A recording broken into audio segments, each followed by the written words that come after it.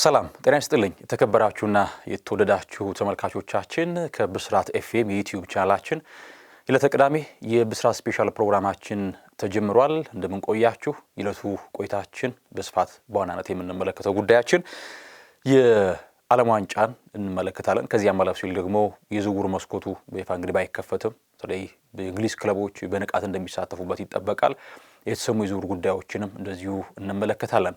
ነገር ግን አሁን የእግር ኳስ ወዳጆች ትኩረታቸው የዓለም ዋንጫ ላይ ነው። ምክንያቱም በአራት ዓመት አንዴ የሚመጣው ቶርናመንት እጅግ ቀልብን የሚስብ ከዚያም ባለፈ ደግሞ ሀገራት ተጫዋቾች በእግር ኳስ ትልቁ ክብር የዓለም ዋንጫ ነውና በዚያ ክብር መዝገብ ላይ ስማቸውን በወርቃማ ብዕር ለማጻፍ የሚፋለሙበት የሚዋደቁበት ታላቅ መድረክ ነው።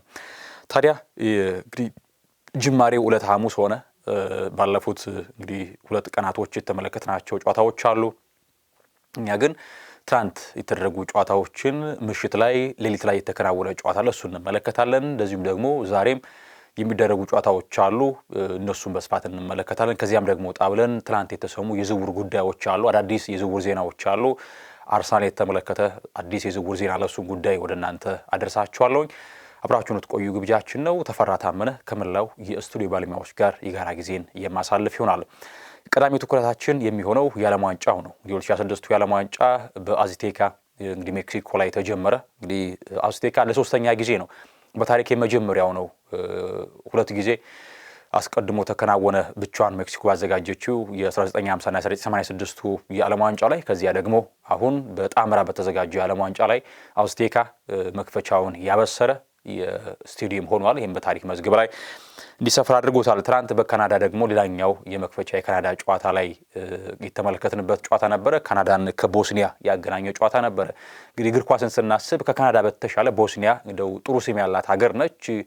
በየጊዜያቶቹም ጥሩ ተጫዋቾችን የምታፈራ ነች። በተለይ ደግሞ ኤዲን ዤኮ፣ ይህ ስም ባለፉት 10 እና 15 ዓመታት በእግር ኳሱ ግና ከቡንደስሊጋ ጀምሮ በፕሪሚየር ሊግ ማንቸስተር ሲቲ፣ በሮማ ያሳልፋቸውን ጌቶች ስንመለከት ዤኮ ምን ያክል የቦስኒያ ታሪካዊ ተጫዋች እንደሆነ በእጅጉ ማሳያ ነው። ትናንት ካናዳን ከቦስኒያ ባገናኘው ጨዋታ 1-1 በሆናቸው ውጤት ነው ጨዋታቸው ማጠናቀቅ የቻሉት። አስቀድመው በመጀመሪያው አጋማሽ ሉኪች ባስቆጠራት ጎል መሪ መሆን የቻለው ቦስኒያዎች ሲያድ ኮላሲናች ነበር አመቻችቶ ማቀበል የቻለው። በአርሰናል ቤት የምናውቀው ሲያድ ኮላሲናች አሁንም በዚህ እድሜው በጣም በጥሩ መንገድ ነው ፐርፎርም እያደረገ የሚገኘው። ከረፍት መልስ ካናዳዎች ይበልጥ የተሻለ ቡድን ሆነው ነበር። በተለይ ጄሲ ማርሽ ከረፍት በኋላ ላይ በጣም በማጥቃት ሂደትን የተከተለ ቡድን መገንባት ቻሉ። ለውጦችንም አድርገው ነበረ። እንግዲህ ላሪን 78ኛው ደቂቃ ላይ በጣም ግሩም ጎል ነው ማስቆጠር የቻለው። የደረሰውን ኳስ እንዴት ባለ መንገድ ተር እንዳደረገ እንግዲህ ላስተዋለ ተጫዋቹ በጥሩ መንገድ ጎሉ እንዳስቆጠረ በትልቁ ማሳያ ነው። በጀነካ ይመስል ነበረ ላሪን። ነገር ግን ዳኛው በተወሰነ መንገድ የረዳት ዳኝነት ድምጾችን ሲያደምጡ ነበር። ነገር ግን ወዲያውኑ ጎሉ ጸድቆ ወደ እንቅስቃሴ ነው የገቡት። ጨዋታው በዚህ ውጤት ነው የተጠናቀቀው፣ 1-1 በሆናቸው ውጤት። ከረፍት መልስ ግን ካናዳ ይበልጥ የተሻለ ነበረ። ለጎል እንግዲህ የቀረቡ ድሎችን ለመፍጠር ይሞክሩ ነበረ። ከዚያም ባለፈ ደግሞ ቦስኒያዎች በሽግግር በካውንተር ፕረስ የሚያደርጉት እንቅስቃሴ አስፈሪ ነበረ። ነገር ግን 1-1 በሆናቸው ውጤት ተጠናቋል። እንግዲህ አልፎንሶ ዴቪስ አለመኖሩ ጎድቷቸዋል። በካናዳ በኩል በተለይ በግራ ፉልባክ ስፍራ ላይ ተጫዋቹ ኦቨርላፕ እያደረገ ሳጥን ውስጥ የሚያደርጋቸው ጥራቶች ለካናዳ በጣም ጠቃሚ ነበሩ። ነገር ግን የእርሱ አለመኖር በዚያ ኮሪደር ላይ ያላቸውን ጥራት እንግዲህ ዝቅ አድርጎታል ብሎ መናገር ያስደፍራል። እንግዲህ መነሳት ካለበት ከኢትዮጵያውያን ወላጆች የተገኘ አንድ ካናዳዊ ተጫዋች አለ። ትላንት በስፋት መረጃው ሲጋራ ነበረ። አሊ አህመድ ይሰኛል። ተጫዋች ትናንት 61ኛው ደቂቃ ላይ ተቀይሮ ገብቶ ነበር። በሚላር ተቀይሮ የገባ ተጫዋች ነበረ። ተጫዋች በእድሜው ገና ልጅ ነው። ከዚህም በላይ ለካናዳ መስራት ይችላል። ትናንትም ከኳስ ጋር በምቾት ሲጫወቱ ከነበሩ ካናዳውያን ተጫዋች መካከል አሊ አህመድ አንደኛው ነው። ምናልባት ስለሱ ትንሽ ሀሳቦችን ለማንሳት ያክል እንግዲህ በትላንትናው የካናዳ የመክፈቻ ጨዋታ ላይ እንግዲህ ቦስኒያን ምሽት ላይ በገጠሙበት ስብስብ ውስጥ ነበር። እንዳልኳቸው ተቀይሮ ገብቶ መጫወት ችሏል።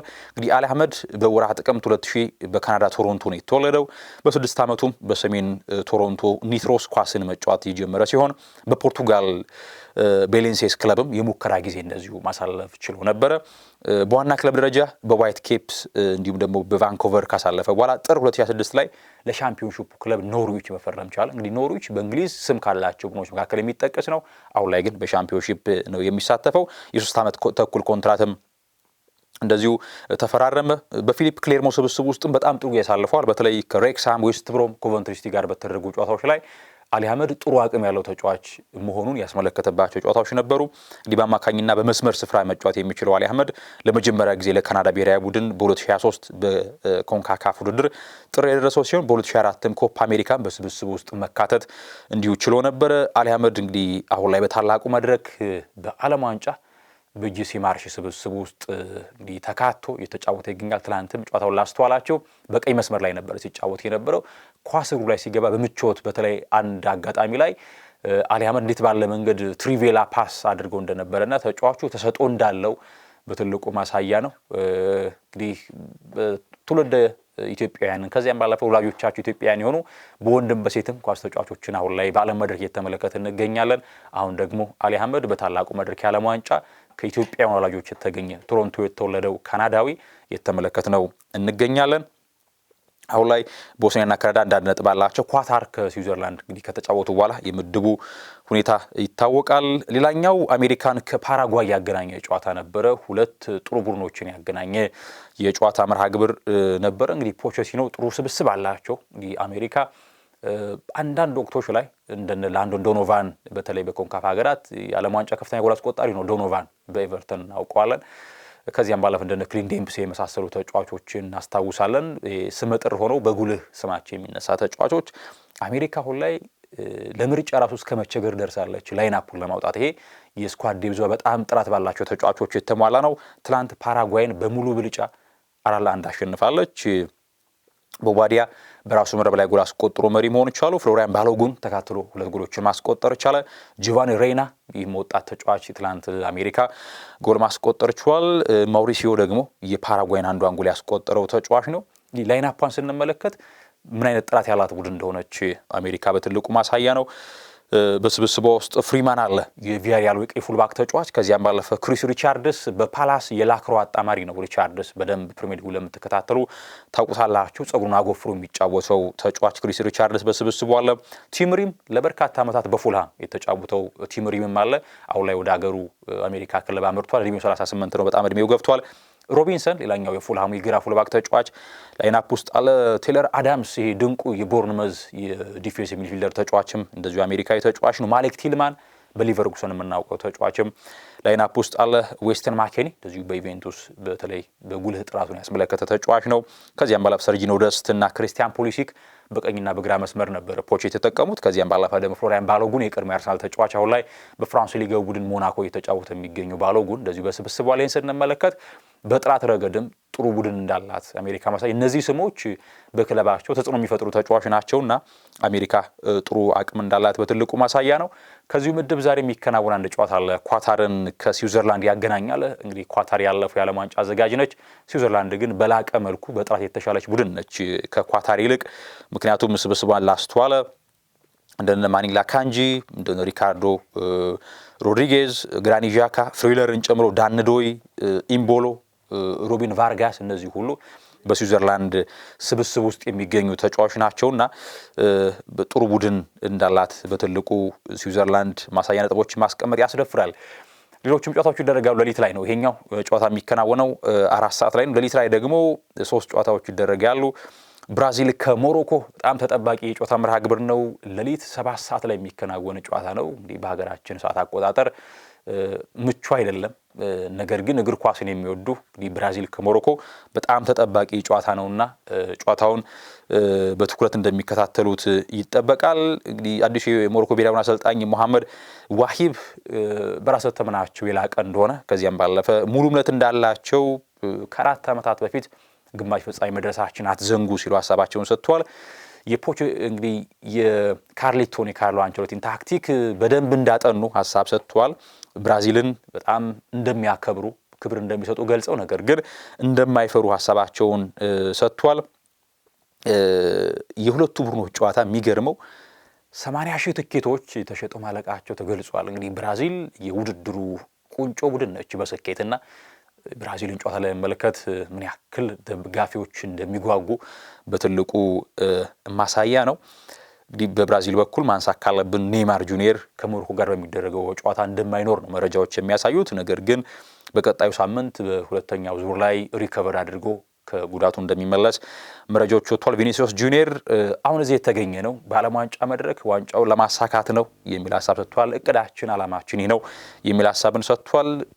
ከሪያል ማድሪድ ጋር ኮንትራት ስለማራዘም ለቀረበለት ጥያቄ አሁን ላይ ትኩረቴ ከብራዚል ጋር በሚኖረኝ ጨዋታዎች ላይ ነው። ከሪያል ማድሪድ ጋር ያለውን የኮንትራት ጉዳይ በተመለከተ ከዓለም ዋንጫ መጠናቀቅ በኋላ ከክለቤ ጋር አውራለሁ ሲል ሐሳቡን ሰጥቷል። እንግዲህ በሚኖሩ ጨዋታዎች በእያንዳንዱ የትውልድ ታሪክ ሰርቶ ማለፍ ይፈልጋል ሲል እንደዚሁ ሐሳቡን ሰጥቷል። ቪኒሲዮስ ጁኒየር ብራዚል አሁን ላይ ብዙዎች ልብ አላሏትም። ነገር ግን ካርሊቶ የነኩት ሁሉ ወደ ወርቅ የሚቀየርላቸው ሰው በተለይ በሊደርሺፕ ማኔጅ በማድረግ አቅማቸው ተጫዋቾችን እንዴት ባለ መንገድ ማኔጅ ማድረግ እንዳለባቸው በጣም ጠንቅቀው የሚያውቁ ሰው ናቸውና ለብራዚል ሳትጠበቅ በጣም ጥሩ ልትጓዝ እንደምትችል ፍንጭ ሊሰጡ ይችላሉ ያምናለሁ።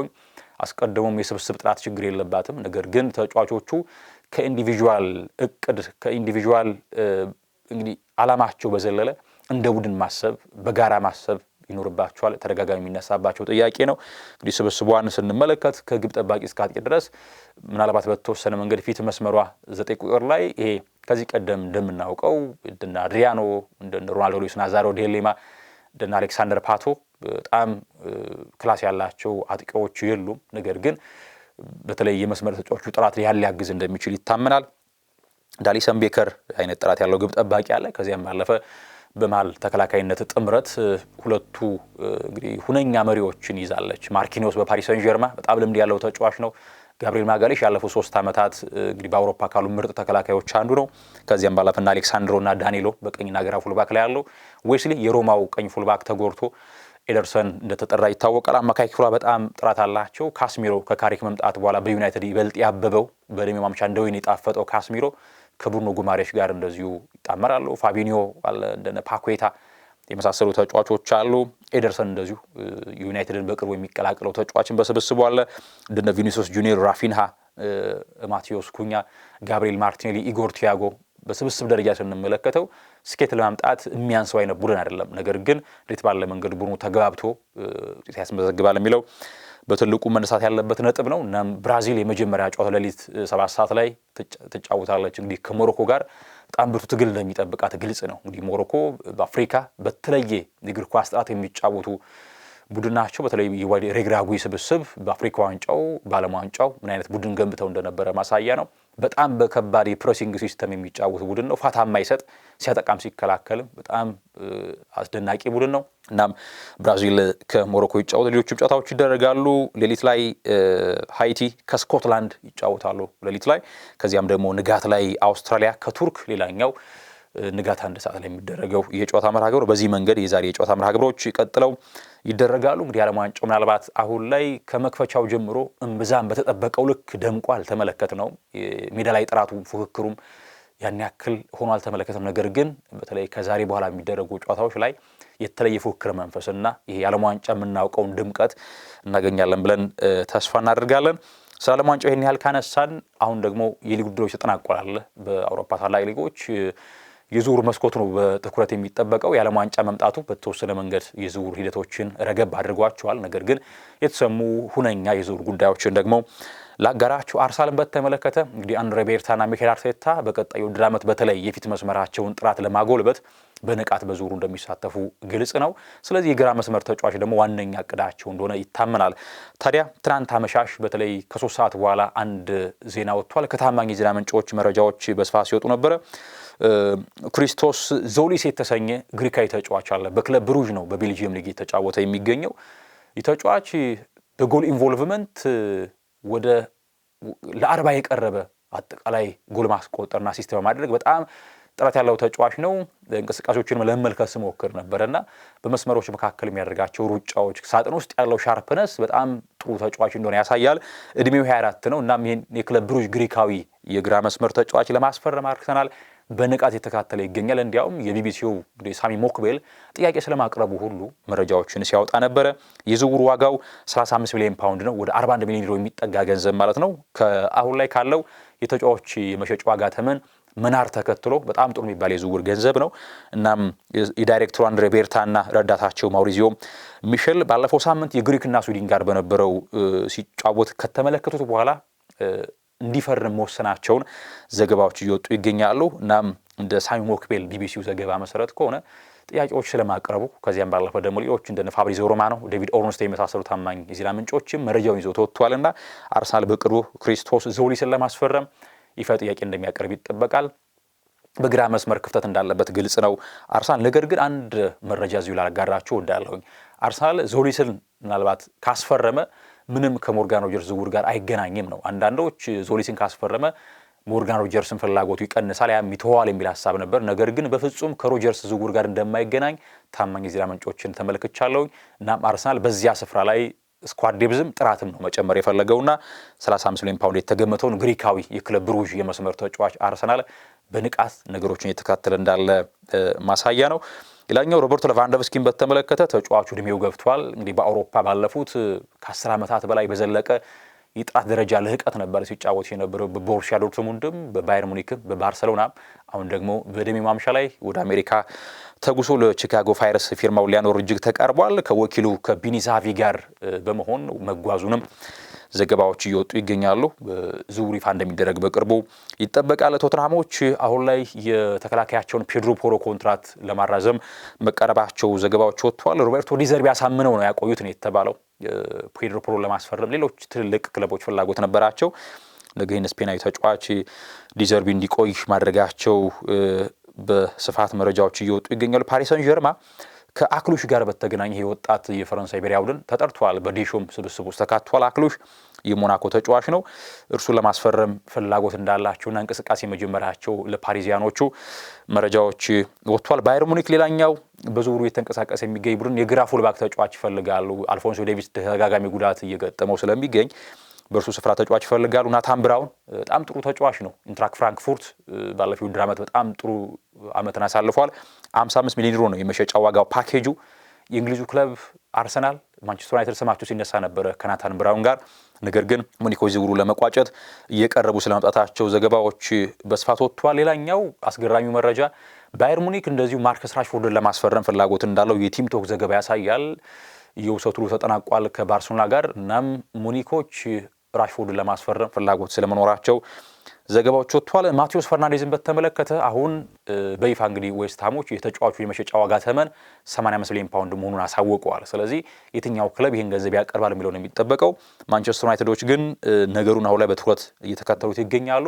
ተጫዋቹን ፍላጎት አለው ወደ ዩናይትድ የመዘዋወር የሚል መረጃን ተመልክቻለሁ። ኒውካስሎች ከማንቸስተር ሲቲ ጄምስ ትራፎርድን ለማስፈረም ፍላጎት እንዳላቸው ዘገባዎች ወጥተዋል። ሌላኛው ሊቨርፑል እንደዚሁም ደግሞ ሊድስ ዩናይትድ የሚትላንዱን ደቡብ ኮሪያዊ የመሃል ተከላካይ ሊ ሃምቦይን የተሰኘ ተጫዋች አለ እርሱን ለማስፈረም ፍላጎት እንዳላቸው እንደዚሁ ዘገባዎችን ስንመለከት ነበረ። ብራይተን እንደዚሁ 30 ሚሊዮን ፓውንድ የተገመተውን ክሮሻዊ ተከላካይ ሉካ ቩስኮቪችን ለማስፈረም እቅድ አላቸው የሚል ዘገባ ወጥቷል። ቤሽኪታሽ ከትሮሳርድ ጋር ስሙ ተነስቷል። ሊያንድሮ ትሮሳርድ ከአርሰናል ደጃፍ የመውጫ በር ላይ የቆመ ይመስላል። እናም ቤሽኪታሶች 20 ሚሊዮን ፓውንድ ለማቅረብ ተሰናድተዋል የተባለው እንግዲህ ትሮሳርድ በአርሰናል ስኬት ውስጥ በጣም በአስፈላጊ ጨዋታዎች ላይ ቀድሞ የሚገኝ ተጫዋች ነው። ነገር ግን ይህ የ31 ዓመት ቤልጂየማዊ ከአርሰናል ጋር መለያየቱ የሚቀር አይመስልምና የቱርኩ ክለብ ቤሽኪታሽ ፍላጎት አላቸው። ጋላታሳራዮች የአስቶን ቪላውን ኤሚሊያኖ ቡንዲያ ለማስፈረም ይፈልጋሉ። እንዲያውም ቡንዲያ ከለቀቀባቸው ኡናይ ኤምሪ ለማስፈረም የዌስትሃሙን ሰመርቬልን ለማስፈረም እቅድ አላቸው ነው የተባለው። እናም ጋላታሳራይ ነገሩን በትኩረት የተከታተለ እንዳለ ቡንዲያ ለማስፈረም መረጃዎች እየወጡ ይገኛሉ። የዕለቱ ቆይታችን ይመስል ነበር። የተከበራችሁና የተወደዳችሁ ተመልካቾቻችን ተፈራ ታመነ ከመላው የስቱዲዮ ባለሙያዎች ጋር የጋራ ጊዜን አሳልፌያለሁኝ። ሰናይ ጊዜን ተመኘው።